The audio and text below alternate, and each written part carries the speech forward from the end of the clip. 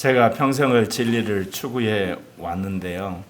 특별히 성령 세례 받고 나서는 크리스찬이 이 땅에서 사는 것이 무슨 의미가 있을까? 그리고 어떤 크리스찬이 천국에 가고 어떤 크리스찬은 타락해서 지옥에 가는가? 나중에 이제 말씀을 보다 보니까 크리스찬 가운데 의인이 있고 성도가 있다는 걸 알게 됐어요. 누가 의인이고 누가 성도냐? 아마 40여 년을 이거를 제가 성경 말씀을 통해서 깨닫고 내가 살아보고 이거를 규명하는데 40여 년의 세월이 흘러왔습니다. 올라오면서 내 자신을 돌아봤을 때 처음에는 저희 부부가 연애할 때부터 갈등을 했고, 그리고 나서 이제 결혼하고 나서 한동안은 괜찮다가 계속해서 갈등한 거. 그게 결국 지나고 보니까 이 자기의예요. 그게 이제 깨지게 되면서 오죽음 오신생을 알게 되고, 또 자녀를 키우는 데 있어서 내가 육신적인 성공을 위해서 몸매닮으로 초기에 성공을 이루지 못했구나, 그걸 반성하게 됐습니다. 그러고 나서 이제 청장년을 오죽음 오신생의 제자훈련을 하게 되는데, 제가 그때 잘못 판단한 게 하나 있어요. 어린아이, 청소년, 청년들은 아직 오죽음 오신생을 가르칠 때가 안 돼서 이제 좀 지나고 나서 가르쳐야 되겠다고 생각을 했는데, 나중에 보니까 이 마귀란 놈이 이 어린아이들, 청소년, 청년들 뒤에서 온갖 세상의 여러 가지 소일거리로 또 미혹하는 것들로 아이들의 영혼을 도둑질해가는 것을 제가 발견하고, 역시 사단은 잠자지 않고 어떻게든지 주의 백성들과 주님의 교회를 갉아먹으려고 발악을 하는구나. 그러면서 왜 우리 어린아이들, 청소년, 청년들이 안 바뀔까? 그리고 어른들은 이제 바뀌어도 이제 인간 체면을 충족시키는 수준에서만 변하잖아요. 그러면서 그동안은 제가 영혼 몸을 강조를 했는데, 알고 보니까 이 마음과 관계가 있어요. 여러분 한번 PPT 한번 보셔야 되겠습니다. 이게 좀 커가지고 글씨가 잘 안 보이죠? 잘 안 보이는데, 여기 나온 거 잠재의식과 무의식이 변하지 않고 집단적 의식에 끌려가게 되면 패배한 자가 됩니다. 한마디로 멸망으로 간다, 그 이야기입니다. 제일 밑에가 집단적 무의식이죠. 그러니까 어떤 이 사회 안에 집단적 무의식에 아무 생각 없이 끌려다니는 거. 요즘 아이들 중고등학교 되면 연애하는 것이 문화잖아요. 아무 생각 없이 따라다니는 거야. 그리고 또 이 중고등학생들 친구 중에 한 명이 좀 이상한 행동하면 왕따 시켜가지고 이지미하는 것이 재미고, 또 요즘에 아이들 게임해가지고 그 게임에 폭 빠져가지고 그거 가지고 아이템 이렇게 장사하고, 이게 집단적 무의식입니다. 이거는 부모가 아무리 교육을 해도 막을 방법이 없습니다. 아이들이 학교에서 친구들과 같이 지내면서 집단적 무의식 속에서 가치관이 형성이 돼버리니까, 그리고 가지고 와서 부모한테 뭐라는, 우리 애들 다 그래, 친구랑 다 그러는 거야, 아빠 엄마만 왜 그런 거야, 이제 그렇게 이야기를 하죠. 왜냐하면 집단적 무의식이 진리가 돼버리고 그게 선이 돼버렸으니까. 근데 이제 문제는 정말 우리들 마음 속에, 한마디로 그 무의식 속에 가치관이 박혀 있다는 겁니다. 예수를 믿기 때문에 여러분 교회에 등록하고, 그리고 와서 여기 흥음도 하고 봉사도 하고 주일 성수도 하고, 그리고 여러분 전도도 하고 심지어 말씀의 교육도 받고 다 하지만 이것 아무 소용이 없습니다. 왜냐하면 의식 세계에서 그걸 하는 것은 일종의 생존을 위해서 부모 눈치 때문에 와서 그냥 앉아 있는 거거든요. 근데 예전에는요, 부모 권위가 어른이 돼도 존속했기 때문에 그 부모의 권위에 순종을 해가지고 계속 신앙생활을 하다 보면 자기 옛 생각이 깨지고 육신적인 게 깨지면서 그게 레마로 속으로 들어와요. 근데 요즘 같은 경우는 벌써 중고등학만 돼도 자기 주장을 하기 시작하면서 대학 가면 아예 독립선언 하잖아요. 결혼은 자기 마음대로 하는 거고, 이런 인식이 팽배하기 때문에 겉으로 여러분 우리 자녀들이 예배당에 가서 앉아 있는 거 구원과 직접 관계가 없습니다. 요즘에는 그냥 앉아 있는 겁니다. 하나의 기독교 문화 속에서. 정말 중요한 것은 아이들은 무의식 속에 있는 거 있죠. 우리 한번 이거 읽어볼까요? 같이 읽겠습니다. 시작. 네. 크게. 연애할 거야. 편하게 살자. 기도가 지겹다. 교회가 싫다. 성경은 따뜻해. 실컷 여행 다니자. 전도는 안 할래. 왜 헌금을 하지? 천국 갔어? 이런 인식이 어린아이들 마음속에 무의식 속에 내마로 새겨져 있으면 아무리 교회 생활해도 아무 소용이 없습니다. 우리가 오늘날 민주화 시대고 그걸 더 나아가서 이제는 개인주의 시대잖아요. 심지어 이제 결혼도 않고 싱글로 삽니다. 어떤 대기업에서는 비혼 선언하면 거기에 보너스 주기까지 하는 어떻게 보면 망해가는 나라인데, 여러분 비혼하면 어떻게 됩니까? 자녀를 안 낳으면 나라는 그냥 가만히 앉아서 망하는 거잖아요. 여러분 인도고 중국이 저렇게 강대국 대우받는 받는 게 뭐예요? 땅덩이가 넓보다는 인구가 많아가지고 그런 거 아니에요? 근데 우리는 거꾸로 이제 인구가 줄어들어가는데, 이 개인주의 시대의 그 가치관이 뭐냐? 개인이 진리를 결정한다는 겁니다. 내가 내 인생을 결정하기 때문에 내가 판단해서. 근데 그리스도인들은 가치를 뭐로 판단하죠? 성경을 가지고 판단하는 겁니다. 성경에 있는 내용이 진리이기 때문에 그 성경에 비춰서 자기를 깨트려야 되는 거예요. 근데 문제는 아까 저기 말씀드린 의식 세계에서 깨트려 봤자라는 거예요. 저 무의식 속에 있는 강력한 나쁜 내마가 때가 되면 올라옵니다. 올라오면 지진이 일어나면 여러분 건물 다 부숴버리고 산도 이렇게 와그로 무너뜨리고 강도 그냥 그야말로 완전히 어그러져서 물이 마음대로 흐르잖아요. 그런 것처럼 우리 인생에 저 무의식으로부터 올라온 가치관이 잠재의식이나 이 의식세계를 다 깨트려 버리는 거예요. 그래서 어느 날부터 이제 나 교회 안 나가, 나 기도 안 할 거야, 나 헌금 안 할 거야, 나 전도 안 할 거야. 그러면서 하는 이야기가 뭐냐? 엄마 아빠가 나가라니까 나 교회 나간 거지. 내가 나가고 싶어서 나갔나? 이제 그러면서 독립선언 하는 거예요. 그래서 옛날에 공동체 사회였을 때와 지금 개인주의 사회였을 때 예배 방식이라든지 교육 방식이라든지 자녀들 양육하는 방식이 바뀌어야 되는 겁니다. 공동체 사회에서는 그게 1, 2년 공동체 생활이 아니라 평생 공동체 생활을 하잖아요. 그래서 예전에 우리가 결혼했을 때 어떻습니까? 특별히 며느리들한테 또는 딸들한테 너는 거기가 팥불이 되도록까지 거기서 그 영혼이 되라, 귀신이 되라 그러잖아요. 오지 말라는 거예요. 이게 공동체 사회였기 때문에 오면 그게 가문에 수치고 너무너무 창피하니까 그 집안에서 그냥 죽더라도 그 집안에 살아라 그런 식이잖아요.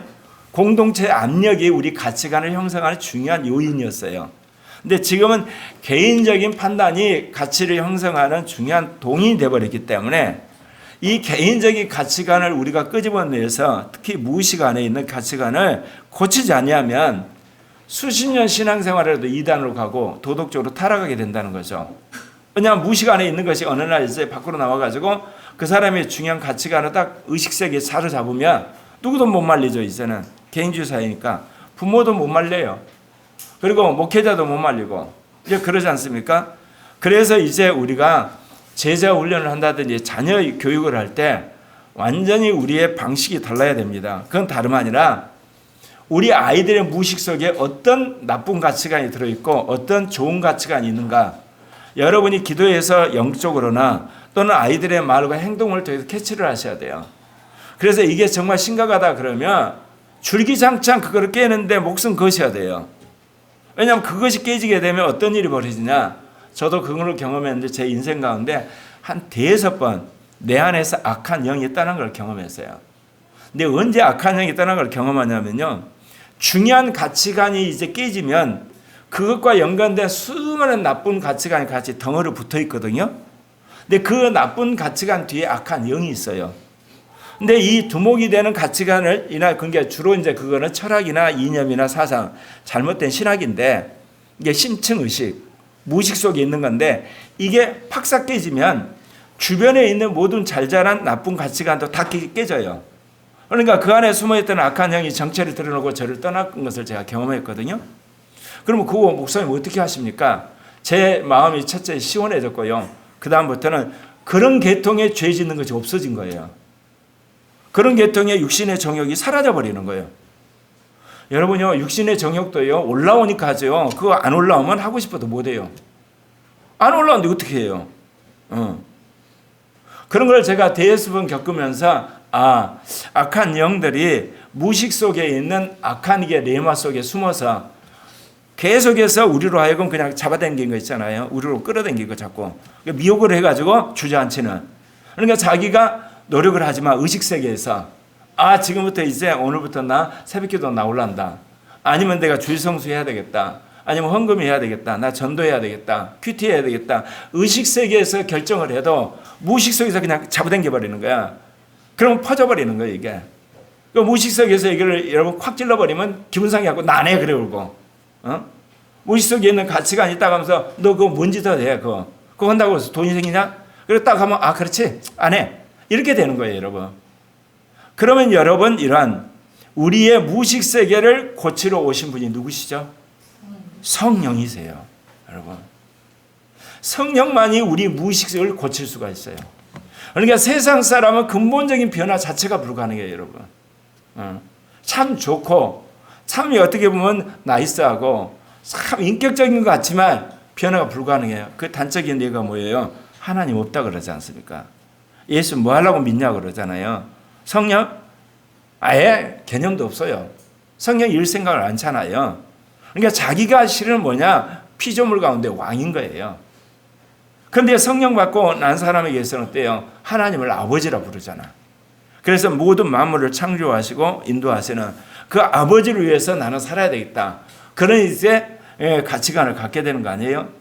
그리고 무슨 일이 있더라도 예수님이 나를 위해 십자가에 죽고 부활한 거 그것만은 마음속에 간직해야 돼요. 그것 때문에 천국 가는 거고 이 땅에 사는 날 성령의 인도를 따라서 저런 우리 내면에 무의식 안에 있는 거 잠재의식, 의식에 있는 한마디로 잘못된 가치관을 성령이 깨닫게 해주시니까 말씀으로 파삭파삭 깨는 거예요. 제가 말씀드린 건 41년을 제가 그렇게 해왔어요. 그래서 하나님이 저번 5월 5일 날은 내 몸을 하나님이 기뻐하시는 거룩한 산 제물로 주님이 받으셨다는 제가 확신을 갖게 됐거든요. 그 다음부터 제가 그동안 50년 동안 묵었다 정치 뉴스 보는 걸 끊었어요. 그러니까 지금 어때요? 한 10일 되죠? 네. 그런데 한 가지 여러분이 오해하시면 안 돼요. 끊었다고 해서 로봇처럼 완전히 포맷된 게 아니에요. 언제든지 원죄를 통해서 올라와요. 그런데 차이가 있어요. 하나님이 그 뿌리를 끊어버렸기 때문에 내가 맘만 먹으면 유혹이 올라와도 유혹이 그냥 사라져요. 근데 옛날에는요. 유혹이 올라오면 내가 못 이겨요. 꾹꾹 참다가 폭발해버리거든요. 그래서 흔히들 말하면 노력이 안 되니까 그 다음 완전히 그냥 바가지를 엎어본 것처럼 이제 그랬는데 지금은 딱 그걸 느끼는 순간 내가 딱 거부를 딱 하면 사라져요. 왜냐? 뿌리가 잘려버렸기 때문에. 그 차이가 있다는 걸 제가 경험하게 되는데 그래서 사도 바울이 에베소 2장 2절에서 그때 너희는 그 가운데서 행하여 이 세상 풍조를 따르고 공중의 권세 잡은 자를 따랐으니 곧 지금 불순종의 아들들 가운데 역사는. 여러분 자녀 교육에 있어서 가장 여러분 훈련시켜야 될 게 뭔지 아시죠? 순종하는 훈련입니다. 마귀가 하나님을 향해서 불순종을 했다고 그랬죠. 그러니까 마귀는 끊임없이 모든 인간관계를 불순종해요.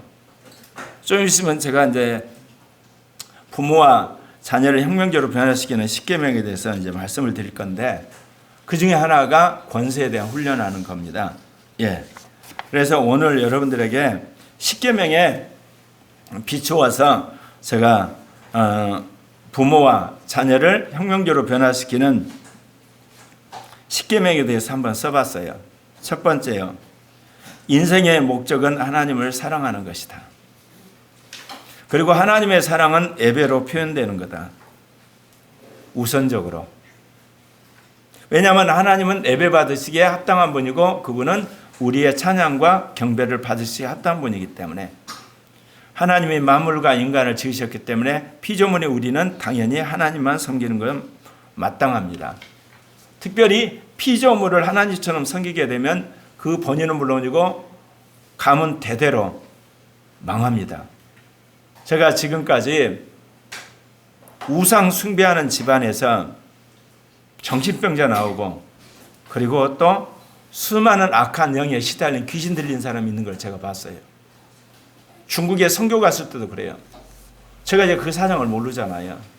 근데 환상을 봤는데 이 담벼락이 있는데 거기에 이제 우리 흔히 무당 이렇게 걸어놓은 거 있잖아요. 그렇다 그랬더니 그 사람이 소스라치게 놀리면서 주위에 있는 사람은 이 사람 무당 전적이 있대요. 무당 전적이 있는데 예수를 지금 믿는데. 근데 그때 왔을 때 열이 펄펄 나가지고 아팠거든요. 그래서 당신 이게 이런 집이 보이는데 혹시 여기가 무슨 상관이 있냐 그랬더니 무당이었다는 거예요. 그래서 회개를 시키고 기도를 시켰더니 그리고 나서 이제 옆방에서 쉬었는데 나았어요. 둘째, 인생의 목표는 예수 그리스도를 닮는 것입니다. 여러분 위대한 정치가를, 위대한 기업가를, 위대한 학자를, 위대한 기술자를 닮는 것은 여러분 두 번째예요. 예수 그리스도를 닮아야 돼요. 그거는 예수 그리스도의 인격을 닮는다는 거죠. 예수 그리스도의 인간관계를 닮는 거고 예수 그리스도가 하나님 앞에 순종하는 걸 닮는 겁니다. 그러면 예수를 닮으려면 방법이 뭐예요? 성경에는 길이 없어요. 그래서 여러분 성경 말씀을 비춰서 내가 무엇을 닮아야 되고 무엇을 여러분이 떨쳐버려야 될까를 늘 바라보면서 여러분이 여러분 안에 나쁜 습관, 나쁜 생각, 가치관을 깨트리고 정말 여러분이 마음속에 새겨야 할 가치관이나 생각 그런 말씀들을 새기게 될 때 여러분이 바뀌어가는 거예요. 제가 얼마나 성질이 급하고 화 잘 내고 그리고 남 비판하는데 이력이 있는 사람입니까? 근데 변했어요. 왜냐? 화를 왜 내죠? 내 말 들으라는 거거든요. 그리고 왜 비판 안 해요? 너는 틀렸다는 거예요. 그리고 왜 성질이 급해요? 내가 하겠다는 거예요. 근데 가치관이 바뀌었잖아요. 네. 니도 악하지만 나는 더 악해. 하나님 앞에서. 그리고 내가 옳기는 하지만 하나님이 분명히 더 옳으신 분이야. 하나님이 그리고 모든 것은 만사가 하나님이 주관하고 계시는 거야. 가치관이 바뀌면서 바뀌었어요. 그러니까 여러분이 나 바꿔야 된다 다짐해서 바뀌어지는 게 아니라니까요. 여러분이 가지고 있는 가치관이 이제 설득력을 잃어야 돼. 게임에 미쳤다. 게임이 좋으니까 미쳤다네요. 근데 어느 날 곰곰이 생각해보니까 자기가 게임에 하루에 쏟은 시간은 2시간씩 1년 365일 생각하니까 어때요? 700 몇 시간. 그걸 초등학교 때부터 지금까지 해왔어. 미쳤구나 내가. 내 인생을 내가 이렇게 젖먹다니. 그 깨달음이 오면서 나는 이제 게임 안 해야 되겠다. 그러면서 이제부터는 나는 열심히 영어 공부해야 되겠다. 그러면 인생이 바뀌는 거 아니에요. 그런 가치관 없이 게임 열심히 해서 중간고사 죽시고 나니까 내가 그만둬야지. 그럼 또 해요 그거는. 왜냐하면 게임이 좋다는 가치관이 그 안에 있는데 중간고사 죽 썼다고 그래서 그거 바꿔지겠습니까? 하루 이틀은 그게 있어야 쇼크가 오지만 그 다음 또 잊어요. 그러니까 여러분의 변화란 것은 예수 그리스도 안에서 말씀으로 그 말씀이 여러분 대체해서 들어가야 돼요.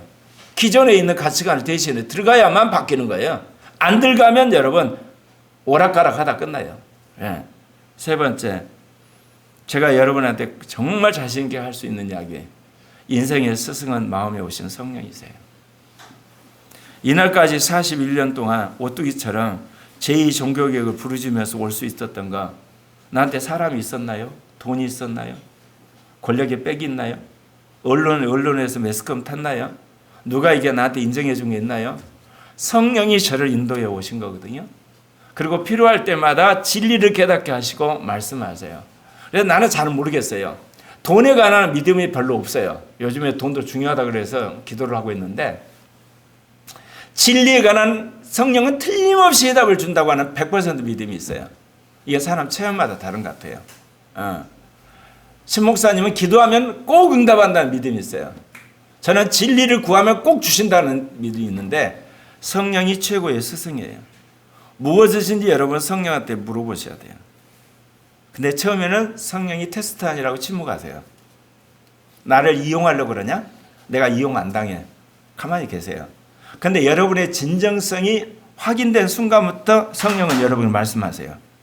너가 나를 그렇게 사모하고 나를 최고의 스승으로 대우하니까 내가 너를 최고의 학생으로 제자로 삼아서 내가 말해줄게. 그렇게 하시는 거예요. 예. 네 번째는 뭐냐? 인생의 복은 약속 있는 계명을 실천하는 데 있어요. 주의를 기억하고 거룩하게 지키셔야 돼요. 10가지 계명 중에 약속 있는 계명은 네 번째 계명이에요. 예. 하나님께서 우리에게 축복을 하셨어요. 왜냐하면 그날을 특별히 구별해서 거룩하고 복된 주일이라는 표현을 썼어요. 그래서 여러분, 기독교는 주일 예배에 생사가 달려 있어요. 그래서 이 주일 예배, 미국 같은데 팬데믹 상황에서도 계속 드리다가 벌금 받은 사람이 끝나고 나서 다시 거꾸로 국가를 향해서 2억 손배소해가지고 보상받았잖아요. 그래도 미국은 종교의 자유가 있는 나라니까. 다섯 번째, 이게 아주 중요한 거예요. 인생의 권세는 부모에게 순종할 때 주어지기 시작해요. 보십시다. 세상의 모든 것들은 다 권위질서예요. 국가, 대통령부터 쫙, 국회, 국회의장부터 쫙, 대법원, 대법원 판사부터 쫙, 회사, 사장부터 쫙, 학교, 총장부터 쫙, 교회, 목회자부터 쫙, 연구소, 소장부터 쫙. 권위질서 없는 데 있습니까? 심지어 조폭들세계도 권위세계가 있어요. 그러니까 여러분이 인생에 있어서 승리를 하려면 권위에 대한 훈련을 받지 않고는 승진할 생각을 말아야 돼요. 하고도 여러분이 찐빵 먹어서 나중에 잘려요. 아니면 엄청나게 왕따 당해요. 그러니까 위에 있는 권위가 악하든 선하든 항상 권위는 그런 힘을 가지고 있어요. 그런데 그 훈련을 어디서 하냐? 가정에서 부모에게 순종함으로 하는 거예요. 여러분 지금 부모 말 안 듣고 여러분의 객기 속에서 여러분이 하고 싶은 대로 하면 좋은 것 같죠? 여러분 사회에서 받아줄 사람 하나도 없어요. 처음에는 능력 있고 좋은 대학 나왔다고 해서 하는데 나중에 인간성이 떡이다 그러면 아예 사람들이 왕따 시켜가지고 될 대로 되라는 식으로 해서 도와주지도 않고 정보도 안 주고 그리고 그 사람이 필요한 데 있어서 도와주는 게 없어요. 혼자 열심히 하다가 안 되면 회사 때려치죠. 왜? 자기가 능력이 있으니까. 다른 회사 가서 마찬가지요 또. 결국은 뭐냐? 권위질서 받아들이고 겸손해질 때 돕는 사람이 많아지기 시작해요. 네. 왜냐하면 겸손하기 때문에 자기가 뭐 유명대학 나왔던 아니면 자기가 좋은 가문에 아무 상관없어요. 겸손하면 그렇게 되는 거거든요. 그래서 정말 이 땅에서 여러분 성공하기를 원합니까? 부모에게 순종함으로 하나님이 주신 권위를 받으시길 바랍니다. 여섯 번째, 인생의 화평은 남을 도와줄 때 와요. 사람 간의 싸움은 무엇 때문에 일어나요? 전부 이해관계 때문에 있어요. 내가 먼저 먹고 내가 땅 차지하고 내가 권력 차지하고 그건 내가 먼저 자리 잡았다가 내가 가져오는 거예요. 그러니까 저쪽에서 그대로 있겠습니까? 무슨 놈의 소리하고 저쪽에서는 더 세게 나를 압박하는 거 아니에요. 그게 국가 간에는 전쟁인 거예요. 개인 간에는 민사소송이고 사회적으로 형사처벌이고. 그런데요, 남을 도와주고 남을 섬겼을 때는 다 좋아해요, 여러분. 그러면 여러분 그러죠. 남 주고 나면 나는 어떻게 살아? 내가 손해보고 어떻게 살아? 내가 섬기고 나면 나는 어떻게 살아? 하나님이 여러분을 공급하세요. 그 믿음이 있어야 돼요. 안 그러면 도저히 이거 안 돼요. 한두 번은 선심 쓰듯이 도와주지만 여러분 평생을 이렇게 살 수는 없는 거예요. 하나님이 그런 걸 보고 여러분이 어떤 방법으로 살 길을 열어서 여러분을 도와주신다는 거예요. 일곱 번째입니다. 인생의 행복은 거룩한 가정에서 나옵니다. 제가 사랑하는 가정이라고 안 했죠. 오늘날 가정의 모든 비극은 사랑으로 출발해서 그래요. 사랑하지 말란 게 아니에요. 육신적인 사랑이에요. 감정적인 사랑이에요. 즉흥적인 사랑이에요. 결혼을 했어요. 몇 년 살다가 아이가 낳았어요. 육신적인 사랑이 사라져요. 감정적인 사랑이 사라져요. 가시적인 사랑이 사라져요. 근데 회사 가는데 미스킴이 너무 멋있는 거야. 한두 번 호감이 있으니까 커피 먹다가 넘어서는 안 될 선을 넘어서 버려요.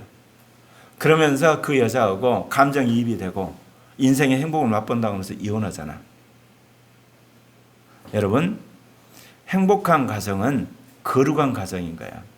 남편은 남편으로서 거룩한 삶을 살고 여자는 여자로서, 아내는 거룩한 삶을 살 때 두 사람 사이의 사랑이 지속이 돼요. 저하고 아내, 어떻게 보면 사랑을 한 건 물론이지만 거룩한 삶을 사는 것, 서로의 법도를 지키는 것. 법도를 지킨다는 게 개인주의 아니에요. 우리는 핸드폰 번호도 다 알고 있어요. 그냥 이렇게 하는 거 있죠. 내 것도 알고 아내 것도 알고. 그리고 우리 통장의 비밀번호는 다 같이 공유해요. 이메일도 다 같이 하고. 한마디로 인류의 처음이자 마지막 공산사예요. 우리 둘만은. 사랑받고 사랑함으로 행복한 결혼을 준비하는 여러분 되시길 바랍니다. 네. 8번째, 인생의 즐거움은 성령이 원하는 일에 있어요. 여기서 자기가 원하는 일이라고 안 한 걸 잘 쓰세요. 성령이 원하는 일을 해야지 장기적으로 그 일에 기쁨을 느끼고 즐거움을 느끼고 보람을 느껴요. 예수 믿는 사람은 성령을 따라 살아가잖아요. 근데 성령이 싫어하는 일을 계속 하면 안에서부터 치받아요. 나중에 여러분이 하고 싶은 의욕이 사라져요. 그래서 여러분의 진로를 결정하는데 성령이 뭐를 원하는가, 그리고 성령이 도장 찍는 직업을 하고 그 일을 하셔야 되는 거예요. 신대원 갔을 때 원 전도사님들 공통된 게 있어요. 세상 일 못 해먹겠다는 거예요. 나가서 영혼 구원해야 되겠고 주님의 교회 세워야 되겠고 선교사로 가겠다는 불타는 마음의 열정 때문에 그것도 한두 번 아니라 서너 번씩 느끼고 도저히 안 되겠다고 다 때려치고 온 거야. 성령이 원하는 일. 그러면 이제 전도사들만 그러냐? 여러분이 직장 생활을 해도 그래요. 여러분이 모든 상황을 살펴보건대 여러분 안에 계신 성령이 이거는 너의 천적이다. 그러면 감사함을 지내셔야 돼요. 취직한 날부터 어떻게 하면 이 직장 그만둘 건가? 얼마나 불쌍해요. 그러면서 어디 갈 이렇게 배짱도 없고 실력도 안 되고 상황도 안 되는데 우리의 악한 사고방식이 그렇게 만드는 거예요. 여러분 마음에 드는 직장은 천국에 뿐이 없어요. 그거 아세요? 악한 세상에는 여러분 마음에 드는 직장 없어요. 성령이 허락하시는 것.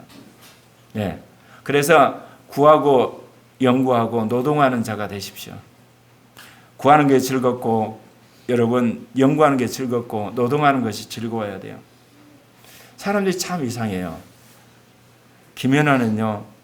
하루에 여러분 빙판을 8시간씩 10시간씩 돌았거든요. 근데 가호경이라고 안 해요. 손흥민이가 아빠 밑에서 스파르타 하면서 이거 완전히 죽을 고비를 넘었거든요. 근데 가호경이라고 언론에 안 나와요. 그런데 어떤 집안에서 아이들 그렇게 교육시키면 어때요? 학대라고 대문짝에 나와요. 이중잣 대야. 스타들의 삶은 영웅으로 묘사하고 평범한 사람들에게 그게 눈에 딱 걸렸다 그러면 경찰이 오고 이런 더러운 세상이 어디 있어? 물론 차이는 있죠. 그런 김연아라든지 손흥민이 했을 때는 본인이 그거를 가치관으로 소화를 했어. 그래서 나중에는 그걸 자기가 동의를 한 거야. 그러나 이제 문제 있는 집안에는 아이들이 동의를 안 한 거지. 엄마가 일방적으로 아빠가 하니까 그게 이제 옆에 사람이 전화하고 그런 건 있지만 한마디로 이 땅에 있는 가치관이 항상 그렇게 자기 멋대로 바뀌는 거예요. 네. 수많은 사람들이 그래요. 우리나라 사람들이 인정이 많아서 법을 초월하거든요. 그러다 화딱지 나면 법을 들이다 다 집어넣어버려요. 우리나라는 그러니까 기분 좋게 사셔야 돼요. 잘못했다가는 법 들이대면 다 망합니다. 하나님 나라 먹고 마시는 것이 아니라 성령 안에서 의와 희락과 평강이다. 그 말씀입니다. 9번입니다. 인생의 성화는 진리와 의를 실천하는 데 있습니다. 네. 인생이 이제 성화가 돼야지 성도가 되고 하늘나라 상이 있는데요. 근데 특별히 여러분 거짓말은 어떤 경우도 하셔서는 안 되고 생각나면 예수의 피고 살아가요. 지난 세월을 볼 때 내가 왜 성화됐는가 회개 잘해서 그런 것 같아요. 내 잘못한 거 인정 잘해서 내가 잘못한 거 또 남한테 잘못한 거 무조건 회개하니까 그 다음 뭐 있어? 거룩하게 살림만 남잖아요. 그래서 여러분 잘못한 거 회개부터 잘하세요. 사과부터 잘하고 잘못한 시인부터 잘하면 그 다음 할 일은 뭐인 거예요. 이제는 진실하게 살아야 되잖아. 거룩하게 살고. 예, 그렇게 돼요. 그러면 여러분 성화돼 가요. 진리를 말하고 진리를 사랑하는 자들을 사귀는 여러분 되시기를 바랍니다. 10번째입니다. 인생의 상급은 신령한 걸 구하는 자에게 있어요. 제가 늘 이야기했죠. 자기가 먹고 살기 위해서 돈 버는 것은 육신적이지만 그 돈을 남한테 나눠준 것은 신령한 거예요. 자기가 세상에서 유명하게 박사되는 것은 그 육신적인 거지만 그것으로 가난하고 힘들고 어려운 사람을 도와주는 것은 신령한 거예요. 이거 함석헌 선생님이 말한 거예요. 예. 그러니까 돈도 하나는 물질적 유물적이고 하나는 굉장히 우리로 말하면 영적인 것이 될 수가 있어요. 내 먹을 것, 내 가족, 내 왕국을 위해서 다 끄집어 오는 것, 다 착취해 오는 것, 그런 물질적이고 탐욕적인 거예요. 근데 내가 있는 걸 남한테 나눠주는 거, 이거는 영적인 거고 정신적인 거고 사랑의 행위예요. 제가 영적인 걸 구하라고 하는가 밤낮 성령만 구하고 뭐 은사만 구하고 그런 게 아니에요. 정말 영을 따라 살아가는 것, 그게 영적이란 말이 더 맞겠죠. 그래서 영원한 것을 구하고 썩어진 걸 탐내지 않는 여러분 되시길 바랍니다. 이제 다시금 PPT로 돌아가도록 하십시다. 앞에 있는 PPT하고 뒤에 있는 PPT하고 차이가 있는데 뭐가 차이가 있는 것을 아시겠어요? 네? 제일 중요한 건 성령이 의식과 잠재 의식만을 저쪽은 장악하고 있는데 이 밑에는 어디까지 장악했어요? 무의식까지 장악한 거야. 그리고 가장 중요한 하나님을 사랑하고 예수를 믿고 성령의 음성을 듣는 가치관이 무의식 속에 들어와 있어. 이게 중요한 거야. 여러분 무의식 안에서 나는 하나님 없이는 못 살아. 그 의식이 있는 사람이 순교를 하는 거야. 그 사람이 신령한 자가 되는 거예요. 우리는 어떻게 생각하죠? 의식에서 성령 충만을 구하고 말씀을 열심히 배우고 그리고 기도 많이 하는 사람 아니에요, 여러분. 무의식까지 그게 침투를 하게 되면 때마다 일마다 이게 밖으로 올라와요. 이게 또 올라오는 거야. 모든 판단을 하나님 사랑으로 판단하고 예수 그리스도의 복음으로 판단하고 영으로 하게 되는 거예요. 기도는 따분하다. 이게 바뀌었어. 기도는 좋은 것이다. 그러니까 하루에 1시간씩 기도하잖아. 저 옛날에 이거는 완전히 내 사전에 있을 수 없는 불가능한 일이었어. 기도는 따분한 거고 시간이 없는 거고 기도는 중요한 게 아니고 열심히 가서 연구를 해야 되고 노동을 해야 되고 그다음에 책을 써야 되고 연구를 해야 된다. 이 가치관이 먼저였어요. 근데 지금은 가치관이 바뀌었어요. 기도가 먼저다. 루터가 한 이야기가 있어요. 너무 할 일이 많으니까 뭐 한다? 기도한다. 할 일이 너무 많으니까 자기 힘으로는 아무리 아침부터 저녁까지 자기 몸을 혹사시켜도 그 일이 안 돼. 그러니까 그걸 포기하고 하나님 앞에 가서 간절히 기도하는 거예요. 내 인생이 그렇게 될 줄 어떻게 알았나고. 지금 그런 거예요. 할 일이 너무 많으니까 이제는 다 포기하고 바쁘게 사는 게 아니야. 그리고 열심히 사는 게 아니고 그리고 열심히 노동하는 게 아니고 아예 하나님 앞에 와서 기도하는 거예요. 하나님을 움직여서 그 일을 해야 되니까. 주님이 말씀하셔서 모든 사람을 동원해서 그 일을 해야 되잖아. 성령께서 모든 사람 마음을 움직여가서 그 일을 동원시켜야지 그 일이 되니까. 하나님 아버지 그 일 이루어달라고 애걸복걸하는 거 아니에요. 루터가 한 말을 내 인생의 좌우명이 요즘 돼버렸어요. 사랑하는 형제 자매 여러분 무의식 안에 하나님 사랑, 예수 그리스도에 대한 믿음, 성령과 교통하는 가치관이 세워지기를 바랍니다. 그러면 여러분은 성도가 되는 거예요. 임마누엘이라는 사람이 되는 거고. 여러분 저기 보시면 알겠지만 영과 그 영도 어째요? 무의식까지 들어와 있죠. 앞에 있는 PPT 보세요. 앞에 있는 PPT는 영과 그 영이 잠재 의식에 걸릴랑 말랑 끝났어요. 그 다음에 또 하나 결정적인 차이가 있어요. 앞에 있는 그림하고 뒤에 있는 그림. 무슨 그림 찾기 시간 같다. 차이를 발견하는 사람이 하나도 없나? 집단적 무의식이 붙어 있어요. 앞에 있는 그림은. 그러니까 집단적인 무의식에 그대로 그냥 젖어들어서 그렇게 사는 거야, 같이. 그래야 아마 편해. 안 그러면 왕따를 당해. 손해를 받아. 잘못하면 승진했는데 잘려. 그런데 뒤에 것은 어때요? 성령이 집단적 무의식을 딱 막아버렸어. 그러니까 나는 그런 의미에서는 개인주의자야. 주님이 원하는 삶을 살 거야. 예. 성령이 우리를 딱 사로잡아서 집단 무의식과 구분을 해요. 그러니까 사회 죄악이 잘 보여요.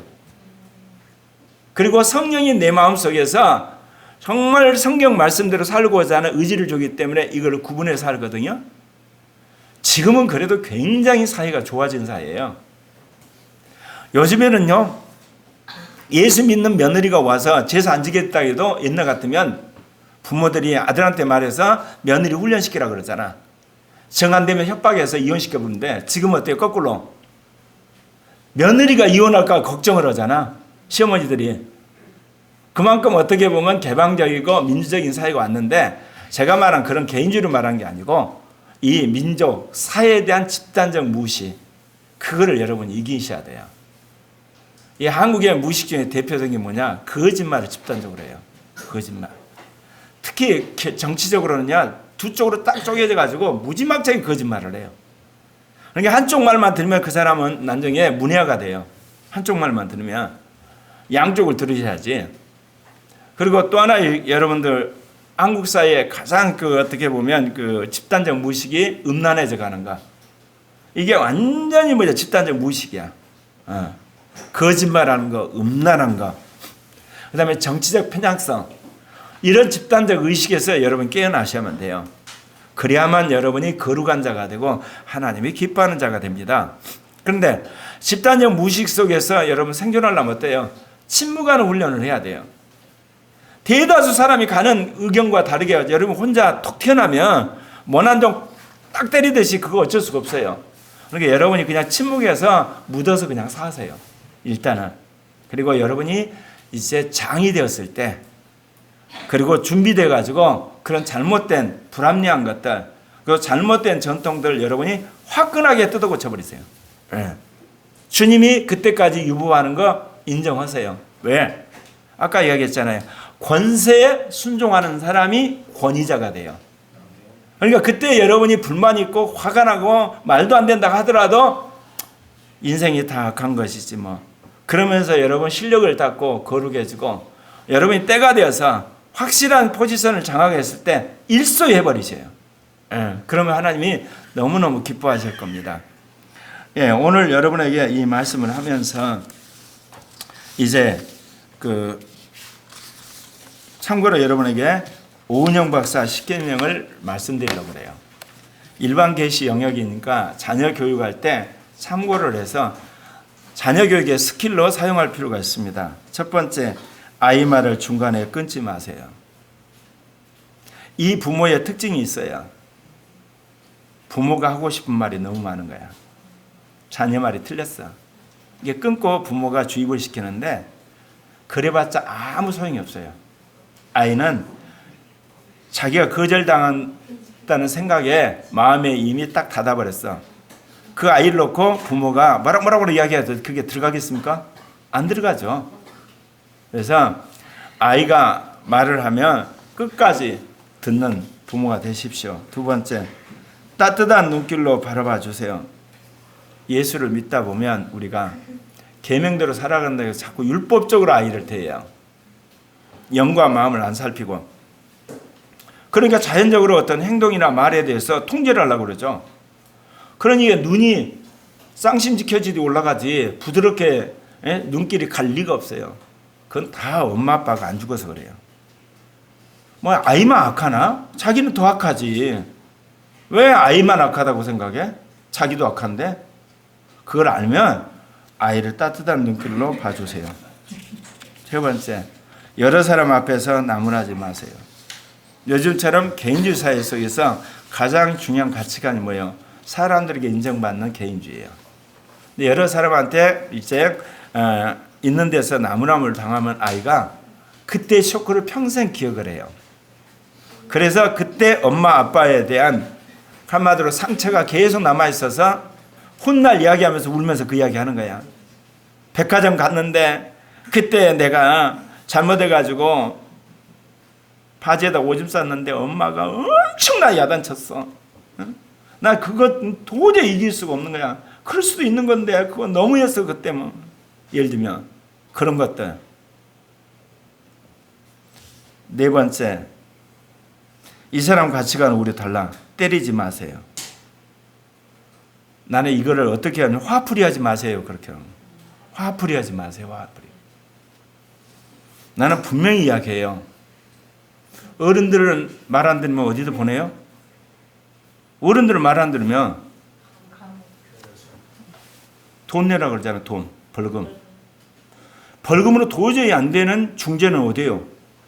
감옥 보내잖아. 그럼 아이들은 감옥을 어디로 보내? 말도 안 되는 소리를 하는 거예요. 아이도 악하다니까? 어른도 악해요. 그러면 아이를 악한 거를 알려줘야 되잖아. 죄진 거를. 어른들은 말로 안 되니까 감옥에 집어넣으잖아. 옛날에는 사형제도까지 있었다고. 왜? 너는 사회에 나와서 계속 죄만 지으니까 이 땅에 있을 이유가 없어 그래가지고 아예 떠나셔 그랬거든. 내가 어른들이 가지고 있는 이중성이 얼마나 치밀했던 줄 아세요?